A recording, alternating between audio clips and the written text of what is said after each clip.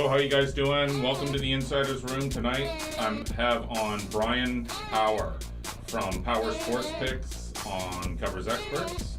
He's going to be talking about the NFL. He's going to be talking about some teams on the rise in this season and teams that are on the decline this season. And then after that, I'm going to have on Elmac, who is well known to everybody in the community here, and so I just never talked to him, and I'm looking forward to that, and asking him about a few of his articles and about his past and how he got going, and we're hoping to do some other work in the future, so it'll be cool to hang out with him for a little bit and find out about him and add content to our channel and all the rest of it.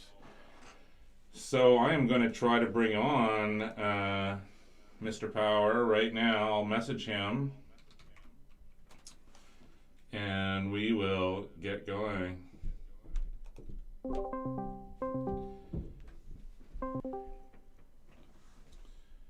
Bryan. Nick, hello. How are you? Good, man. Good. So, what's the Cleveland scene like? I have a few people on my Discord that I do shows with, and they're all over the states. Michigan, New Jersey, Philadelphia, but I don't know anyone in Cleveland. I imagine it's pretty much all the same as everywhere else, but... Yeah, I mean, well, strange times we live in right now. Mm-hmm. I'll be pretty blunt with you. For the first month or so, mm-hmm. After everything was shut down, I divorced myself pretty much from sports. It was weird. I can't think of a time in my adult life where I've just, didn't wake up and follow sports. There was just really nothing to follow. It was kind of like depressing at first. I'll never forget. It was March 12th was the day where I just sat, looked on Twitter, one by one, those conference tournaments got canceled. And yeah, I looked at my wife and I said, uh-oh, we're in trouble. And then, NFL draft came around. That kind of sparked a little interest, in looking at NFL stuff. And I know that's what we're going to talk about today. And I'm actually pretty excited to do so. It's been too long. And so Cleveland, what did you think of their first round pick there? They got the big offensive lineman. That's who they wanted at that pick. Yeah, they needed offensive line help. It's interesting because he was a right tackle that blocked for a left-handed quarterback, the blind side of a lefty quarterback. So the argument is that he can shift over to left tackle, which is kind of an interesting argument, to be honest. It's not something you normally hear. As far as the Browns go, you would think in organization that's been as incompetently run as any in sports in the 21st century would have killed all optimism at this point. But you know how NFL fans are. People here are expecting this team to make the playoffs this year. Well, we will have to get. You sent me a list of. So that's what we're going to get into here. Is you have you wanted to look at some teams in the NFL that you think this year are going to do better than they did last year, and you have a few teams which you believe are going to do worse. And you sent me some criteria and some different ways that you're looking at this. And so, yeah, maybe we can get the I don't know if the Browns isn't on the list, and that's I don't know. No, they're not. No. I think it's a pretty safe number what they have them at. 8.5 is the number at the Westgate Superbook. And that seems about right, to be honest with you. I wouldn't bet it with your money, quite frankly, the under or the over there. It seems 8.5, right? Yeah, that their fortunes are somewhat tied to a Pittsburgh team that I do not have a clear read on at all. Luckily, it's April and not August. But I think the last time we actually did a show, it was a Pittsburgh game. Yeah, that's right, against Miami, and they started out horrible. That's right. And then they came back and won. I can't remember. No, that's right. That's exactly what happened. Yeah. Yeah, that's it. They dug themselves this horrible hole. Miami was like winless at the time, right?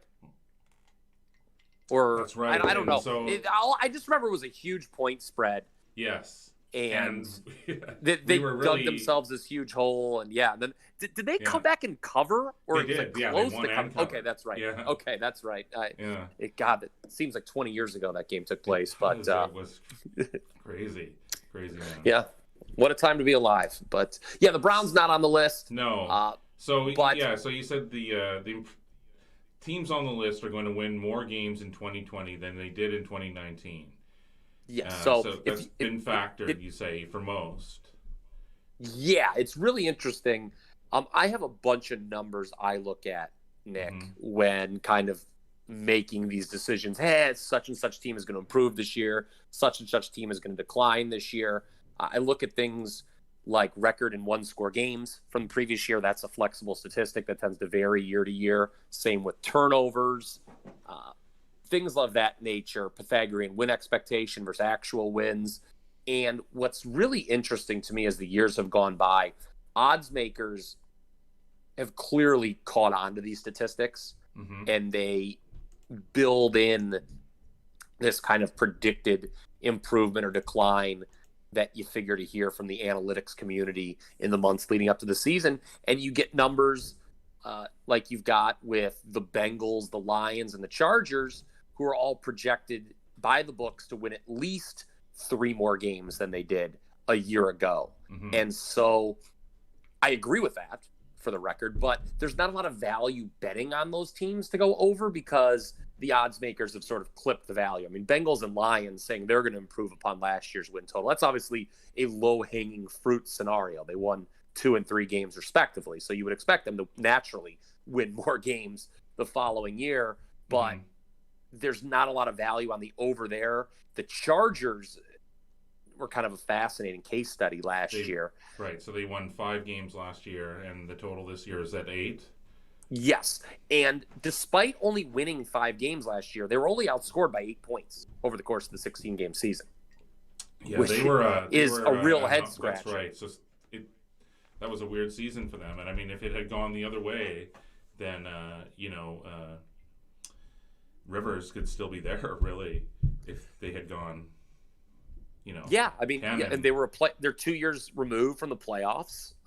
They were worse than the league in turnover differential at -17. That'll kill you. Wow. They were 2-9 in one-score games. That'll kill you. They were actually favored in 9 games, Nick. So I mean, the books were a little slow to kind of react, or they just kept respecting them and viewed them as an unlucky team as opposed to a bad team, which I kind of agree. Now for 2020, I do have concerns about their quarterback position, which is why I wouldn't bet them over the 8 here either. You mentioned Philip Rivers moving on. Tyrod Taylor, he'll probably start week 1, and it'll be interesting when or if he gives way to Justin Herbert, who a lot of people I talk to aren't that high on, at least vis-a-vis the other quarterbacks who were drafted highly last month. Well, that takes us into your next, and so we've discussed this on the show earlier with different cappers and different things, and so the Bucks, it's already gone up to 9.5. Yeah. Wow. And so they won 7 last year. Right? They did, and they were like the Chargers in that they were an unlucky team, not a bad team. Now they had a better record than the Chargers. 7-9 is not a horrible record by any stretch of the imagination. Tough, division and. I don't know how much you watched of Tampa Bay last year. I did because I liked them. Yeah, okay. I thought they were a good team that might break out at some point. So there was like a 3-week stretch where I think I played on them 3 weeks in a row. And they were about as frustrating a watch as there was in the league. Jameis Winston would just put them in these horrible situations. That's whether right. He did have such a crazy season. Yeah, really. Yeah. Whether it was throwing interceptions inside his own 20 and setting the opposing team up for an easy score, or they would have, the Bucks would go on a nice long drive and he'd throw a pick at the goal line. It was just a real comedy of errors. They were -13 in turnover margin last year, the Bucks. And what's astounding about them and why they make my list for a lock to improve upon last year's win total, they outscored and outgained, both on a per game and per play basis, by the way, their opponents last year. This team, if you just look at them, in the numbers and not the win-loss column, they had the profile of a winning team. It was just the turnovers, Winston's poor decision making. And this is all before they had Tom Brady, who's obviously, he's a little long in the tooth. I'll give you that. Mm-hmm. But he's going to cut down on the turnovers that we saw from Winston last year. That's no doubt in my mind. Like the coach a lot. The defense was just he declined so drastically in the second half of the season, it seems now, though. You know what I mean? Like, that he does is true. look And really competent for sure over the first half, and then the last couple of years, that it seems like that's been the pattern in New England to me. And then he really fades in the second half lately. There's two ways to kind of look at this. One, kind of what you're maybe alluding to a little bit, is, and I'm usually this way, I get scared of the trendy teams coming into the year. Right. I do, talking about exactly. Cleveland. Cleveland was the trendy team last year. Yes, Everyone thought definitely. they were going to make the playoffs, despite the fact there was really no evidence that should take place. No. And sure enough, they didn't. Yeah. But what's interesting? Yeah, what's interesting here though is you talk about Brady's decline. If you're a Tampa fan, you're clearly going to make the case, well, he's got a lot better weapons here than he did last year in New England, couple of years in New England, for that matter. I mean, he's got as good a receiving core as there is in the league. Mm-hmm. And you look at some of those numbers from last year, they were only 3-6 in one-score games. The defense was an abomination on this team. I mean, they were horrible. Every Tampa game turned into a 30-something to 30-something shootout, it seemed, every week. We know the schedule's being released tonight. I think it's actually being done as we speak. But there's I read somewhere on some Tampa blog a couple weeks ago, some sports book had released Game of the Year lines already. Mm-hmm. And Tampa Bay was favored in 13 of their 16 games. So I know, it's crazy. It's just Don't you think chemistry counts for anything? You know what I mean? Yes. Right? Will they win 13 Who knows? games? I mean, no, they're not going to win 13 games. But can I see them making the playoffs and giving the Saints a run for their money in the NFC South? I actually can. I would, and it's unlikely. Yeah, I would consider taking a look at this team over 9.5. Over 9.5. Okay. I would, of the teams that we're looking at here in this first group, mm-hmm. again, because I think some of the value has been taken away by the odds makers, mm-hmm. and while I think they're going to improve, I wouldn't necessarily bet them over. Tampa is a team I would give a look to. I think improving by 3 wins from last year's team, just mm-hmm. simply by putting in a guy who's going to cut down on the turnovers, it seems very plausible to me. Yeah. Right. Okay. Well, there you go. And Bryan, you were saying, I don't know if we had mentioned, you do have, you're going to share with us one of your favorite season win totals here on a team at the end of the show, or the end of your bit here. But that's on not on teams on the over, but on the under. But after the Bucks, anyways, you now have the Cardinals at 7.5. That's what the line is this year, and last year they won 5. So now they have. More weapons, second-year quarterback that's, coming off a really decent first season. I mean, completely. So. Yeah, I would not bet this one over. Okay. I think the Cardinals are, again, probably going to win more than 5 games next year. But that's kind of a tough division where there's no bad teams. Will the 49ers be as good as they were last year? Spoiler alert, no. And the Rams and Seahawks, I think they both could go, they each could go mm-hmm. both ways, but they're competitive teams regardless. So I think it's going to be tough for the Cardinals to finish 500 in mm-hmm. that division. I think they'll be a game team and, a tough out, but it's really hard for me to see them. So they could win games. They could win 7 games. Yeah, and that would be a marked improvement even from last year, sort of.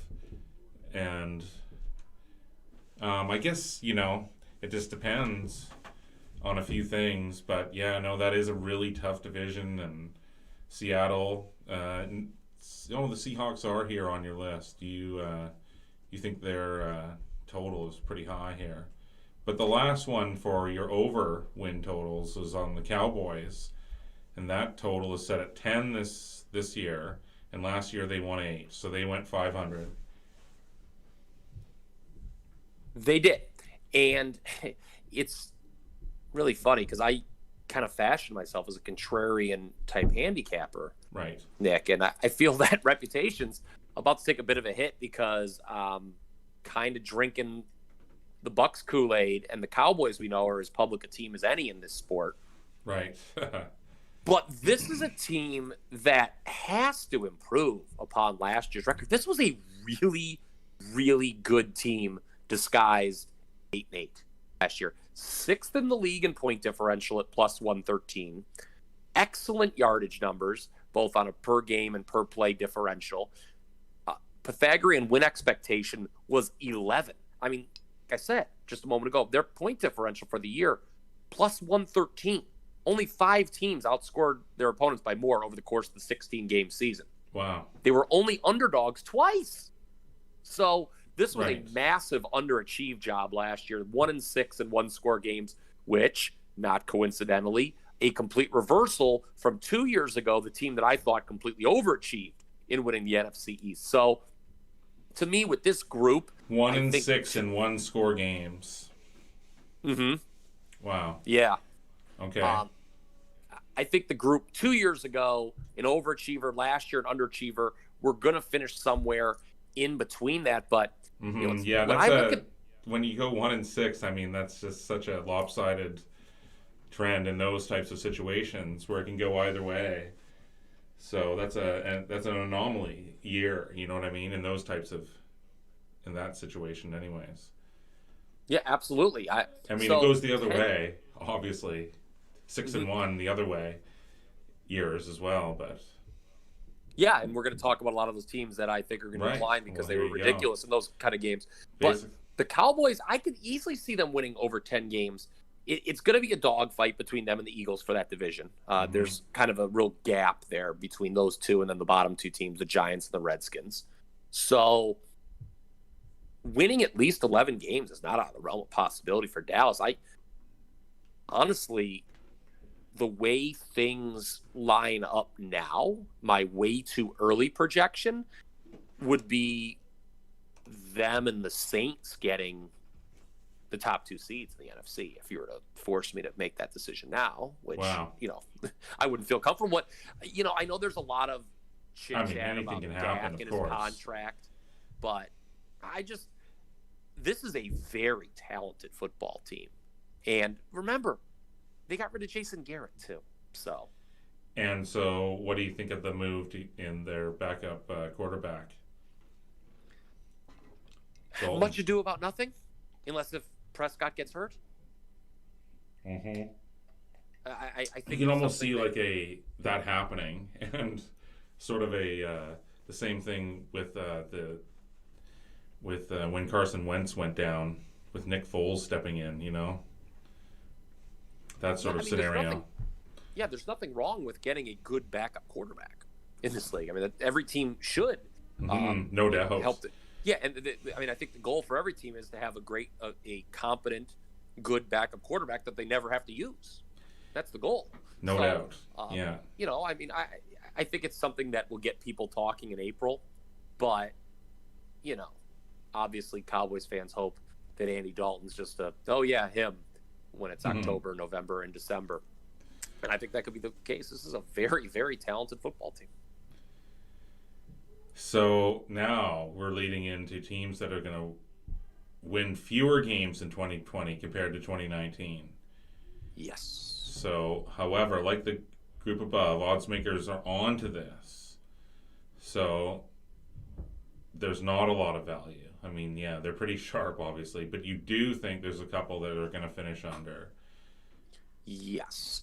Well, I mean, number one seems to me, I don't know, Packers. So the Packers are They won 9 games last year, and their season win total is at 13. No, the other way around. They won 13 last year. Okay. Season win total this year's 9. Yeah. Got it. Okay. Okay. They won 13 last year. Okay, and their season total is 9. Okay, that makes more sense. Oh, I apologize. I think I wrote it differently. I apologize. Yeah, I Right. wrote that differently than the other group. I'm sorry about that. Yeah. No problem. So that does make more sense. So they did win 13 last year. Of course they did. And okay, so that's a very modest number at 9. And so what's your take on the Packers then? I think this was the worst 13-3 football team ever last season. Right. I think it's one of the worst teams I mean, that ever made a conference championship. They had a Pythagorean win expectation of only 9.8.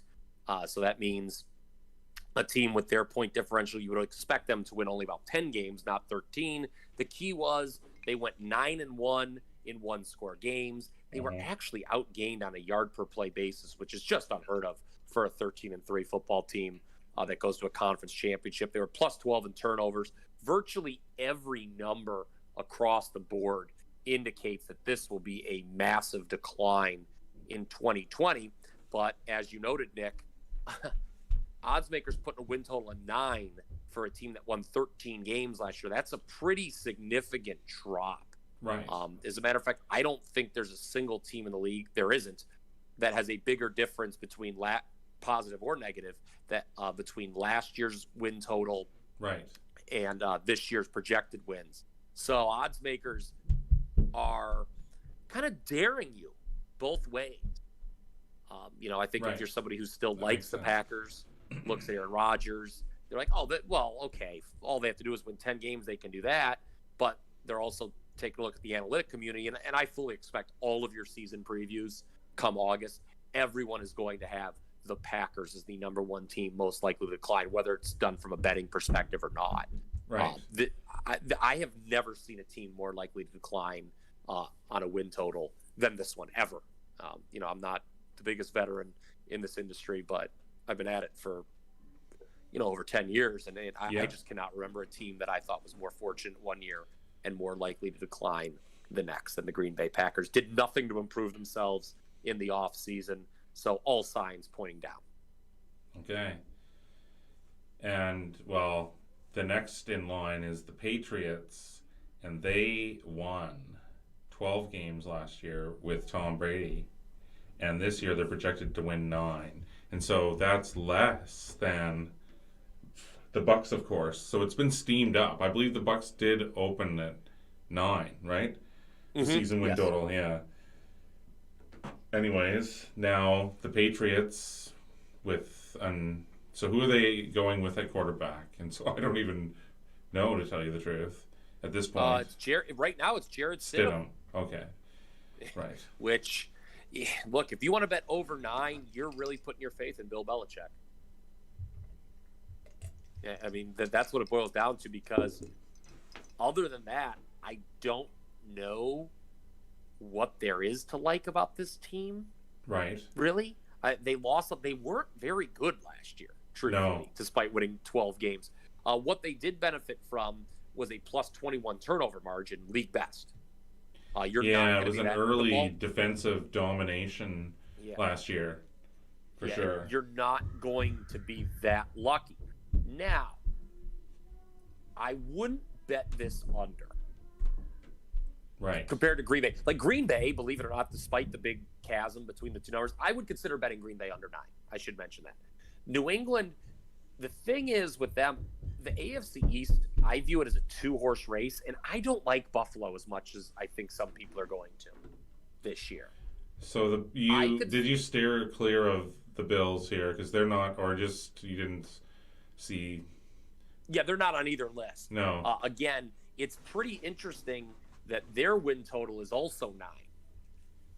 Same as New England. Right. And I think, that's a lot of people are going to listen to the way the wind's blowing in the offseason, and people go, the Bills are better than the Patriots. And right. I'm not 100% sure that's the case. By December, that could look like a really stupid comment, but I do not love Josh Allen for Buffalo. And here's the thing: if Buffalo kind of stumbles a little bit, Yeah. then New England is going to be able to take advantage of what is, other than Buffalo, a weak division, and they can win 9 games and win the AFC East again. Bill Belichick, he didn't have Tom Brady in, 2011, won 11 games with Matt Castle. Nobody would have projected that. So we'll see what he has up his sleeve. I wouldn't bet against him. This is a number where clearly odds makers, they know what the public sentiment is. Oh, Patriots lost Tom Brady. It's over. Kiss them goodbye. That could very well be true, but I'm not going to bet on it. So you're steering clear of that one. Mm-hmm. Yeah, but the Texans then, so they lost a big receiver, but they have a new coach, but they won 10 last year. The team total is 7.5. What do you think about that one? Dismal offseason here as well. Bill O'Brien, not really sure what he was doing with some of these trades, including the one you just mentioned with DeAndre Hopkins. This team was outscored last year, even though it won 10 games. That's not something you would expect. Outgained on a per-play basis. This was not a good team. I know everyone remembers, they were up on Kansas City so much. Yeah. Well, then look what happened the rest of the game. They got pounded in the dirt. Right. They were lucky to beat Buffalo in that wild card game, I thought, at home. Yeah, that was all Hopkins and... Yeah, even at 7.5. Sorry, it was all... I'm getting mixed up here on the quarterback and the receiver there. Deshaun Watson. Yeah, sorry. Yeah. Even at 7.5, I would look at this team going under. Yeah, Jacksonville's going to be bad in that division. They've got the lowest posted win total of any team on the board. I think it's 4.5 now.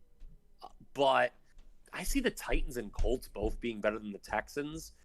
And a third place 8-8 team you don't see since, they realigned, almost 18 years ago. Yeah. So this is one I would consider looking at the under as well. I could see the Texans winning like 6 games this year. Not just look, Watson's very good. He could carry them, but I can't see him carrying this group to a 500 record. J.J. Watt doesn't stay healthy either, so which is another issue. Mm-hmm. They do have a talented defense, but that'll be. I mean, as you say, it's difficult to get to 8-8. But then that leads into, so is the Super Bowl curse going to happen to the 49ers? They had 13 wins last year. Now their projected total this year is 10.5. Yeah. And what's interesting with them is you're coming off a year where they had a huge jump in wins. The 49ers were a team that that would have been on my other list last year had we talked at this time. I earmarked them for improvement in 2019. Granted, I'll be very honest, not the kind of improvement we saw. That was insane. But when you see a team jump from 4 wins like they had in 2018 to 13 a year ago, there's going to be some leveling off in year number 3, called the plexiglass principle. That was kind of popularized. That's a tough division. So, yeah. I mean, no doubt they're going to be coming for them in that division. Yeah. And there's no easy games in the NFC West, but that plexiglass principle that was popularized by Bill James in baseball, and we'll see it here. But odds makers have caught on. They've put 10.5 as the win total, like you mentioned. Yeah, I'd steer clear of this one. I could see the 49ers winning the division at 10-6 very much. I could see them going 11-5 too. I think it's a very solid number for a team that will definitely not win as many games as they did a year ago. And same for... Yeah, I like that one as well. I mean, I like the under in the Patriots, and I like the under in the 49ers. And then we go into Baltimore. And so this is everyone loved the Ravens going into the playoffs last year. And now, of course, they won 14 games last year. and so the total sits at 11.5. What do you? Can they? Is this the team that's going to do it all this year finally? And what do you think? The AFC is particularly weak at the top, I think, in 2020. That's a talking point you're likely to hear as we get closer to the season. I would be shocked if anyone made a case that the Ravens and the Chiefs won't be the top two seeds. Right. In terms of their projection. I just think they're kind of head and shoulders above the rest of the pack. At least on paper. Now, here's the challenge for the Ravens. They won 14 games a year ago, like you said. That's not going to happen 2 years in a row. I don't believe any team in the history of the league, since we've gone to a 16-game season, has won 14 games in back-to-back years. So they're not going to win that many, but odds makers, again, you mentioned they've dipped the number to 11.5. I could certainly see Baltimore winning 12. You know, there's always at least one team that wins 12 games in a conference every year. And like I just mentioned, in the AFC, if there's a team, if you had to put your money on a team winning at least 12 this year, I'm guessing you would do it on either Baltimore or Kansas City. So this is a number I would steer clear of as well, despite the fact that they're not going to win as many games as they did last year. I just think odds makers have this one pegged correctly because at the end of the year, Baltimore will probably win 11 or 12 games. Right. So we have 15 more minutes until Al Mack is coming on, and he was pumped to know that you were coming on before him. I've been posting some of his articles and different things in our Discord. So Bryan, we're going to get into the final little bit of your thing here, and then before we bring on Al Mack, and so the next team that you're going to talk about is the Seahawks, and then you're also going to talk about, you're going to give out one of your strongest team totals here for everyone on the show here. But I just wanted to quickly say that I just wanted to quickly pop out here to go to the washroom. So I'm gonna throw to a different screen. I've formatted the show a little bit different, and I'm able to like throw to a screen where you're sort of taking front and center. If you could talk about the Seahawks, and Sure. And then I'll be back even before you finish speaking about them, and then we can speak about your big play here for everyone. But, okay, cool. Hey, duty calls. Man. We all know it. Cool. All right, I got thanks, you. man. All right. All right, here. I've already switched to it. Thank you. I'll be right back. Cool. Okay, so the last team, folks, that I think is going to win fewer games in 2020 compared to 2019 that I would guarantee would be the Seattle Seahawks, like Nick mentioned. This is a team that went 11-5 last year. Odds makers have projected them to win 9 games this year. That number currently available at the Westgate Superbook. I mentioned earlier, Green Bay, probably the worst 13-3 team in history. I think the Seahawks, you could make a case, were the worst 11-5 team in history last year. They benefited from a plus 12 turnover margin. And get this, all 11 wins last year were by 8 points or less. That actually, you jump to 12 if you include their playoff win. A point differential of only +7. Again, this team went 11-5 in the regular season last year, but only outscored its opponents by 7 points. They had a Pythagorean win expectation of only 8.2. To put that point differential for the year in perspective, it was not much different than a Tampa Bay Bucks team that went 7-9. So Seattle, very fortunate. I would argue the second most fortunate team in the entire NFL last year, behind only Green Bay. Regression here is all but assured. As for the number 9, as for the number 9, I'm interested to hear what you had to say about the Seahawks. Yeah, I was just kind of going through, Nick, how if the Packers were the worst 13-3 team in history, the Seahawks may have been the worst 11-5 team in history. I went through a lot of the numbers, how lucky they were. Every win last year they had was by 8 points or less. So they very well probably should have ended up with the worst record. Talked about their point differential only being +7 for the year. That was roughly the same as the 7-9 Bucks. So this was Very a interesting. lucky team. Yeah. I said besides Green Bay, this is the luckiest team in the league last year. I don't think they're going to make the playoffs this year. I think they'll battle for the Rams for second place in the NFC West. Wow. I And would so not you go. see a major decline from Russell Wilson then. Well, not necessarily from him. I just don't think there's a lot around him that I like.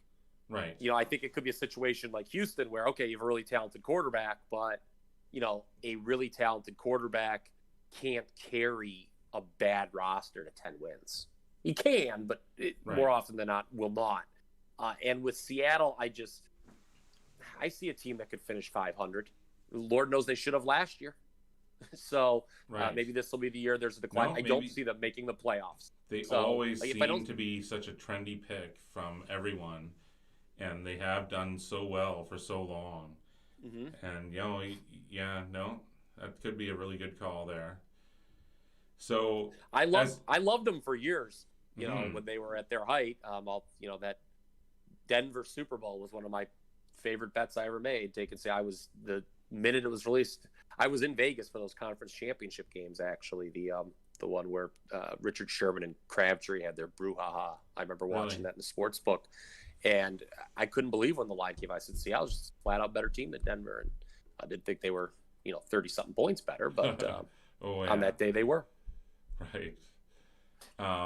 So normally when I do the show, we have done it like live streaming, watching a Monday night or a Thursday night football game, and we're doing live betting and different things. And so that's why I have the different scenes, so I could, over the period of 4 or 5 hours, I can excuse myself to go to the washroom there. And anyways, thanks again for doing that. But no problem. So you did have one play that you were looking at here more than any others, and so yes. Why don't you tell us about that one? That's on a team you think it's going to go under the total. Yeah. So my favorite win total, looking at these numbers, is the Las Vegas Raiders under 7.5.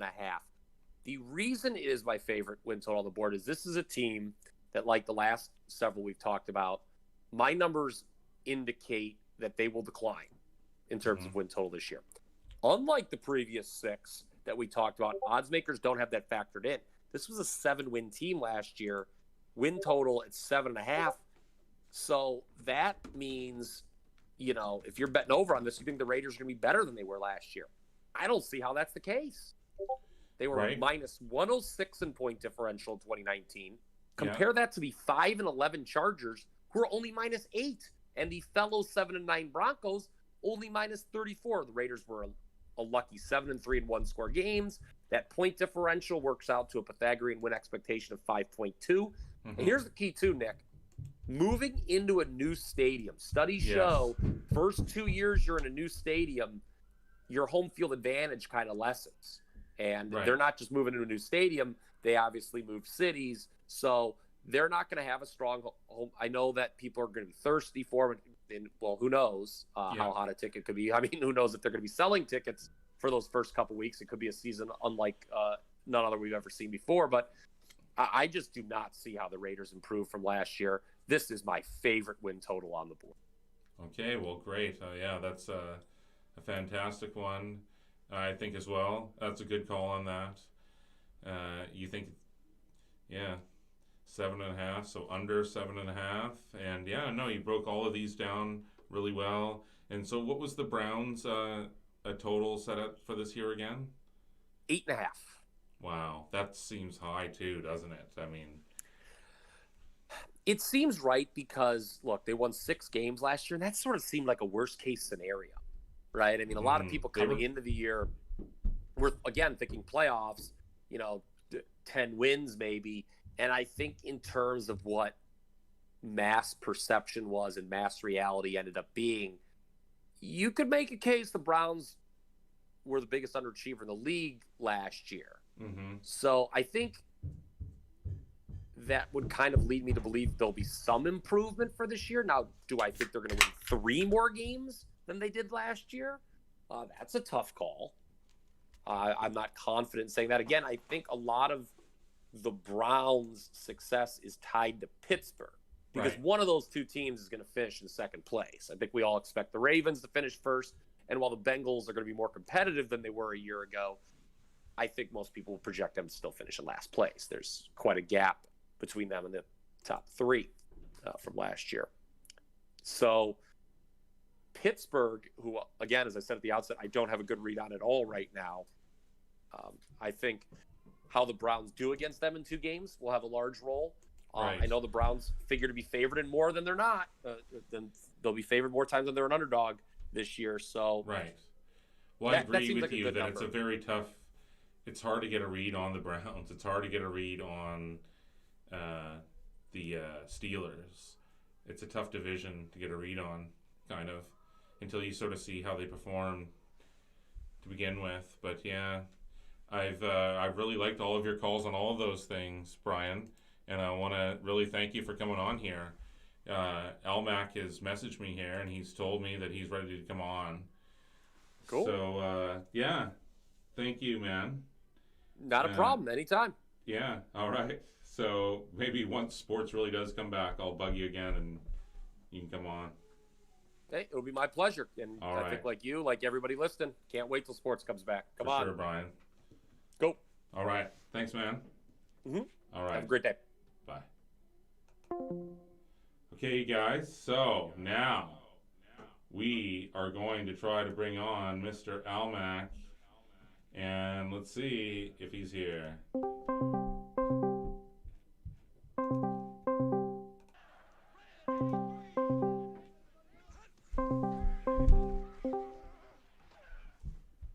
Hey, man. Hey. Hey, what's up? Not much, not much. How are you, Mr. Almac? I am good. I am well. How are you guys? Well, me and myself are doing fantastic, and okay. Bryan was pretty cool. I don't know if you heard any of his picks that he was giving out, talking about different teams and win totals in the NFL. Yeah, I did. He had really good angles. I liked a lot of what he had to say about just like public perception and basically fading that. It reminded me a lot of Dave Malinsky. Right. Yeah, it was just that type of Contrarian. instinct. Really good. Yeah, contrarian. Yeah, I Yeah. like that a lot. Cool, man. Well, yeah, thanks for coming back on the show. And so what do you got there in behind you? That's your I'm just trying to see what you have in behind your backdrop there. It's a Megazord, Nice. a Raptors championship ring. Wow. Just a funny comic that my girlfriend drew of me. Looks great. And, a nice painting and my alcoholic beverage. All right. Well, cheers. I really appreciate you coming on here, Almac, and yeah. So I didn't want to. I'd asked you earlier how you got your start, but I got sort of cut off, and I never heard the whole story about that. And so I'm going to ask you again about that. Yeah. So somehow you met Jimmy the Bag, and that sort of got you interested in this entire thing. And is that right? Or you told me he came into your bar one time. Yeah, I was already just into. I was already into sports betting for a very long time, just like working at a bar and UFC and all of that stuff. Yeah. Constantly watching it, and he came in, and we just shot the shit. He told me about his plan to move to Costa Rica, and then went there. So you did go to Costa Rica. Oh, he did. Oh, okay, he did. right, So okay, he went gotcha. there, he did what he did, and then just from being a commenter and just from being talking to him and helping him handicap and stuff like that, we just started doing videos and stuff like that. And then I eventually started writing for SBR, and then branching out and writing for other places. I just always I would be doing this stuff anyways. Like I have my own blog, the Spark Sports, and I just No, I really right? enjoy all the articles that you've written. I'm looking at one right now that I mean, I'm sure it's at a few different places. This one had pulled up on odds.com. Uh, Yeah. yeah, talking about UFC 249. It was just a general overview of some trends and different breakdowns on yeah, the way that things sort of have panned out on different angles and trends, etc. over the years. And so I thought it was a really interesting read for sure. That especially the whole underdog part of it. And so, do Yeah, you think that that's going to hold true again for UFC 249? I mean, who knows? But it just has seemed yeah, it's to. hard. It's hard to say. Like this isn't. These fights aren't necessarily happening in a vacuum of. It's just not any other fight. Like it's just so. I'm willing to. If you were ever going to bet more on just volatility and more on just straight up trends rather than matchups, Yeah, uh, this UFC is the one to do it because it's just so you never know. We heard today multiple fighters talking about how it's affected them. We heard one guy, so it's Greg a real Hardy. situational sort of handicap. Do you think? Yeah, so the best thing to do is to just not, you'll pull your hair out eventually just, looking at these situational things. The best Mm-hmm. thing to do is just look at it from the bigger picture of, what the Everyone's tendencies affected. are, Right. in division, right? What the Right. tendencies are, just what happens normally in these type of fights. Gotcha. But Yeah, no, that makes sense, and that leads into your article here completely. Uh, uh, Yeah, but not to say like there's sometimes when I've been doing these articles and I pointed out multiple times where I say, it might steer you in the wrong direction or it might not, it steers you in the long run. It's obviously, as I pointed out, right. Something to keep it's your eye steering. on, and Yeah, but sometimes you just have to go against it. Like for instance, I'll just look at the welterweight underdog. It just has a crazy. It just hits at a crazy rate. What is it? I don't have it in front of me actually. Anyways, I'll find it in a second. But usually I would constantly, when I would bet the UFC, I would constantly just underdog and welterweight. right. But then, Conor McGregor fights Donald Cerrone, Mm-hmm. at what Right. was it, UFC 247. I'm not betting against him, right? No. You know what I mean? No. So No. yeah, so this is what it is. The underdog welterweight division since 2019, the dog has gone 42-49 for 21.73 units. So if you bet $100 on the dog in all 91 welterweight fights since the start of last year, win or lose, you would profit $24 per fight. So, I could have bet $100 on Cerrone and lost, Right. but technically, I still would have made money because how much am I up at that point? You Right. know what I Right. mean? Yeah. That's the way I look at this.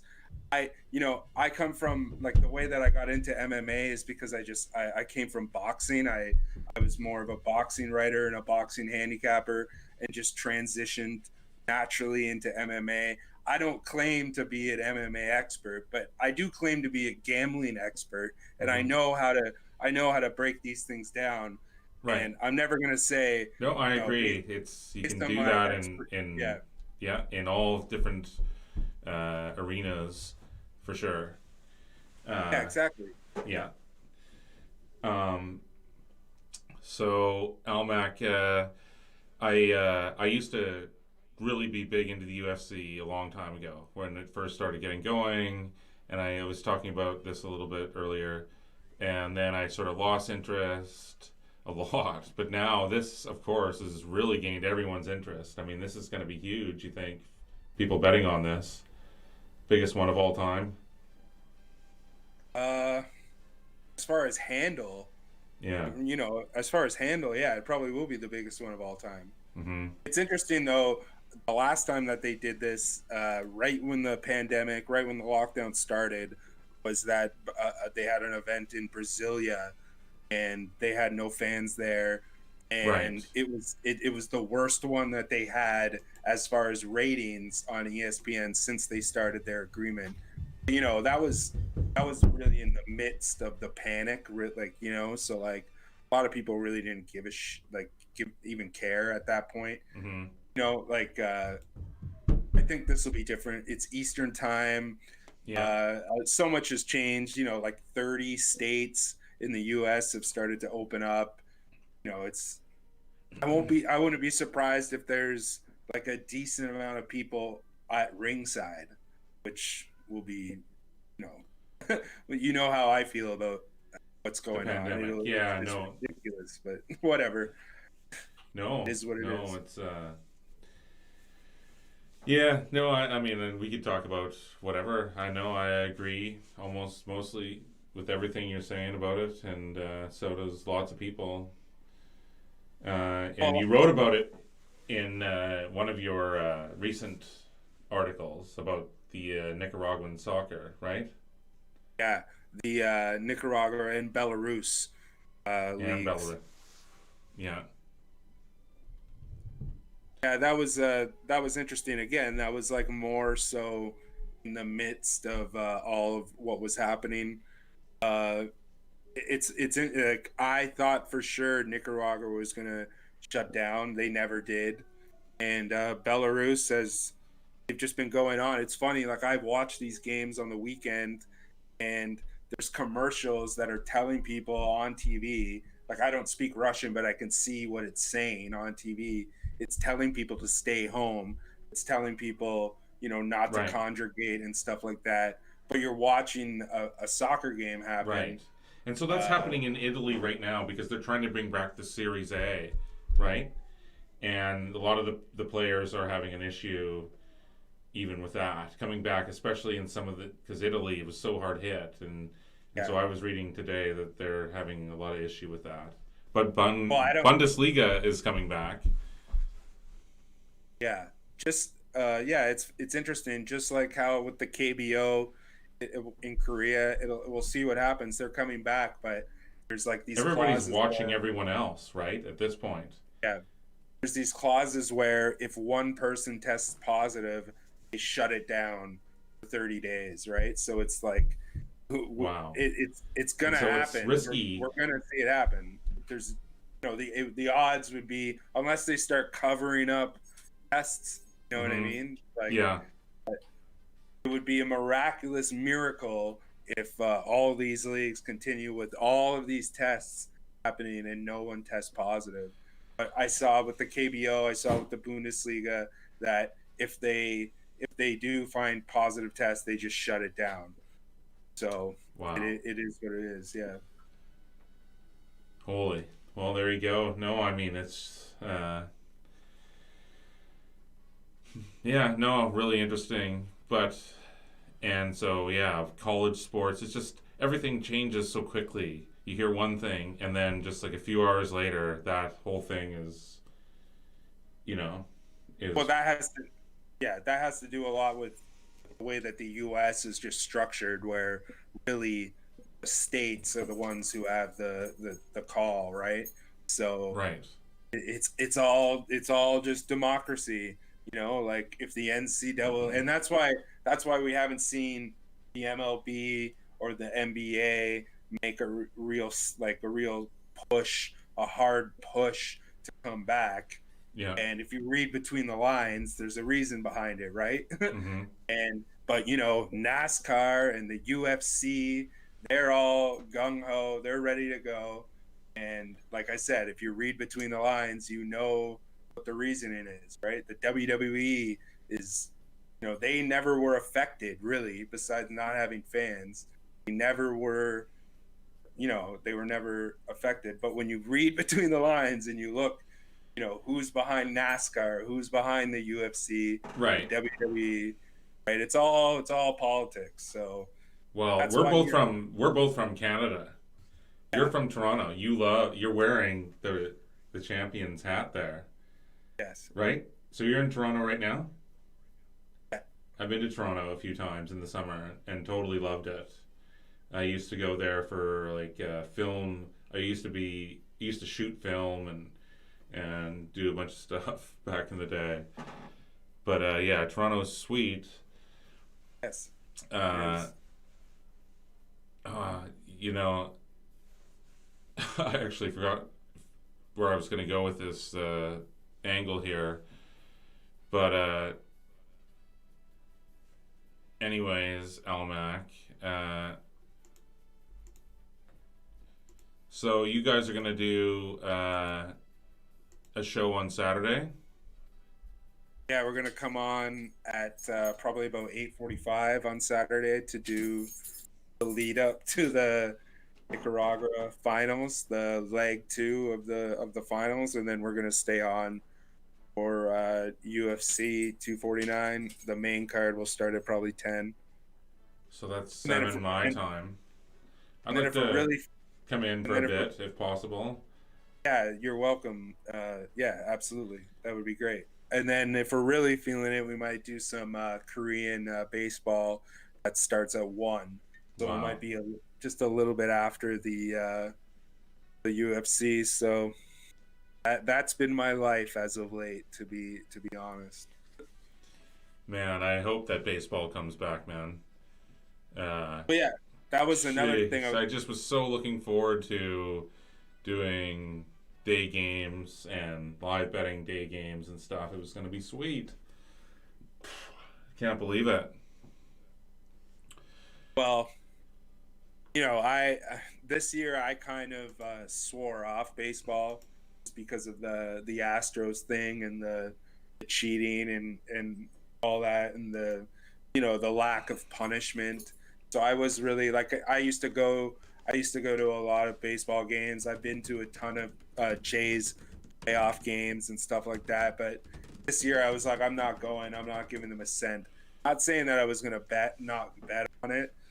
Personally, Right. me, I don't really bet. I don't really bet MLB heavily until the playoffs. To be honest, it's such a grind. Yeah, Like, I like I don't know. Everyone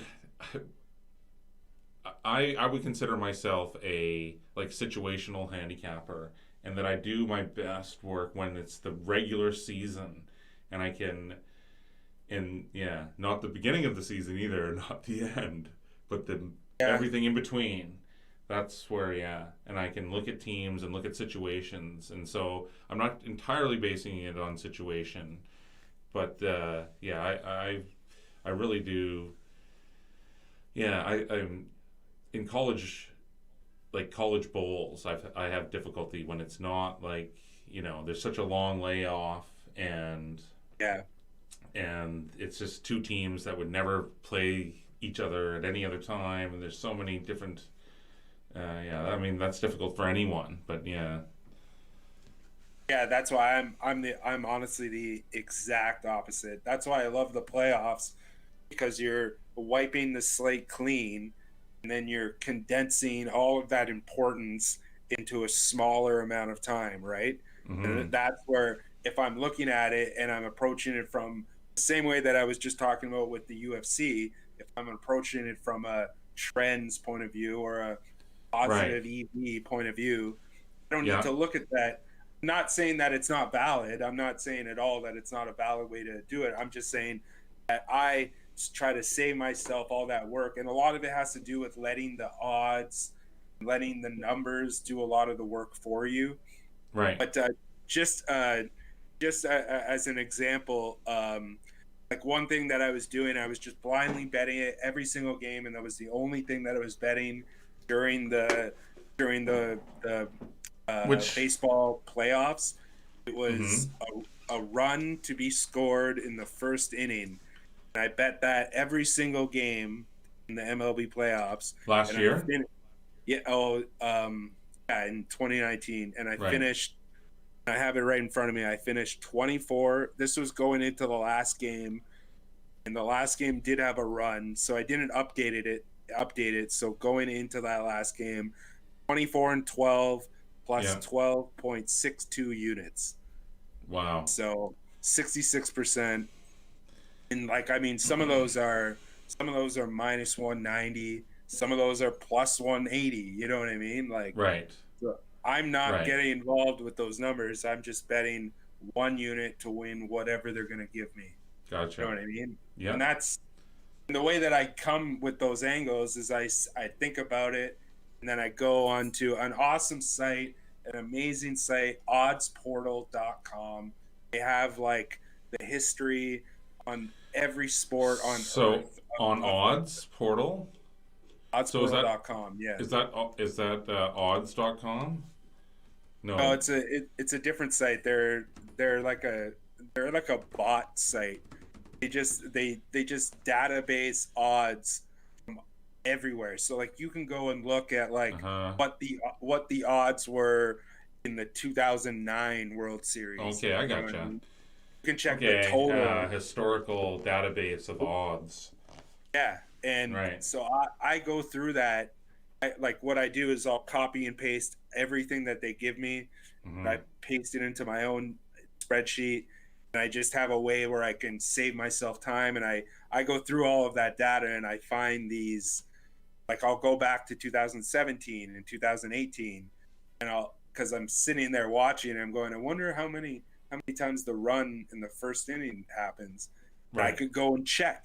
You know what I mean? Uh-huh. So Yeah, that's cool, man. basically, yeah, that's basically the way that I've just converted. Like I was just saying on Twitter, I just finished my database for the UFC. So like every Right. single division, I have the favorite and the dog over the past 17 months, the total, So it's what I said as soon as this pandemic started was just, take this time and perfect your craft, get good at, put everything together. You never have time.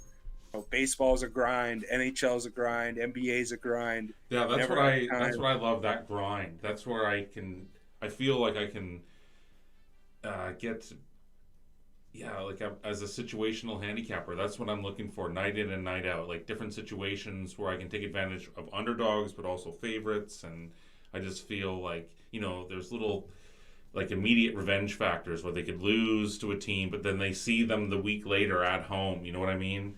And those type of games where they're like a minus 160 favorite or something, and Yeah, like I do that too, but I do it from more of a, like I said, a numbers thing where it'll be like, the Mavericks coming off a loss are, X, like, you know hmm what I mean? Like where I'll have it's situational, but it's still in that system. You know what I mean? Where a yeah, I mean, team, no doubt, everyone handicapping. I just the way I look at it, everyone. There's different ways to bake a cake. oh, You know what I absolutely, mean? one hundred percent, And so yeah, everyone one has hundred their own percent, ways to do it. And however yeah, you come up, whatever method you use, at the end yeah, you're just coming up with a pick. exactly, And so yeah, however you come to that final thing, it doesn't matter. You know what I mean? You're all coming up with a pick at the end. yeah. But Yeah. even to go even further, there's so many other ways. Like it's just so many other ways where, like, say if you're betting that pick, now that pick is wrong, you can hmm get out of that wrong pick. Like Right. You're there's so right. many different, Yes, you can yeah, hedge now and live bet, yeah. and There's so so many you're different, right. Absolutely, no question about it. And somehow, some way, I hadn't done any live betting until this year, and that's how I got into it with some of our uh, now major contributors in the Discord yeah, there. But Greg the Greek, he so he came on, and yeah. Anyways, long story short, we have a 9-2 live wagering record, and half of that was skill and half of that was luck. So yeah. yeah. That was the thing with me with the, like, with NBA. It was another thing last year in the playoffs. Um, mostly in the beginning, because I kind of fell off because I was at so many games that hmm it wasn't I wasn't able to keep up with it Right. as much. I'm just trying to find an example here of one of the crazy trends that I found. So one of the crazy trends, this only went to May 19th. I don't know how it was. Okay, so when the first quarter went over in the NBA playoffs, I'm sure I have an update on that. When the first quarter went over the NBA playoffs, that the fourth quarter under was 18-7, Okay. 72%. Right. And so I was like figuring out those. Oh, here it is. So at the end of the year, so the last game That's of the crazy season, that you're figuring that stuff out. so Yeah. that's all from, like I said, Odds Portal. So at the end of the Right. year, Oh, okay. in June 13th. So I guess that was the game 6. So it finished when the first quarter goes over. The Yeah. fourth quarter under was 26-14, Wow. 65%, and like that was that's basically what that's what I do. Right. Cool. Well, so we talked about UFC 249. We talked about possibly MLB coming back. We don't know what's going to happen. Everything's changing. As you said, soccer is returning in Germany. No, I want to come on your show then on Saturday. I don't know if we need to push anything too far on this show because there's no sports going on. I would love to do live wagering shows where we could sit and talk and bullshit more for like 3 hours. I mean, that's what we were doing, streaming for 3 and 4 hours all the time during the NFL. Yeah, man. Well, that's what we were doing with With Sports Keg. Sports Keg and the live line with SBR. And Oh man, I'm a big fan of all of that. So yeah, no, that's. I want to give a shout out to those guys, and I know that you do a lot of work with them.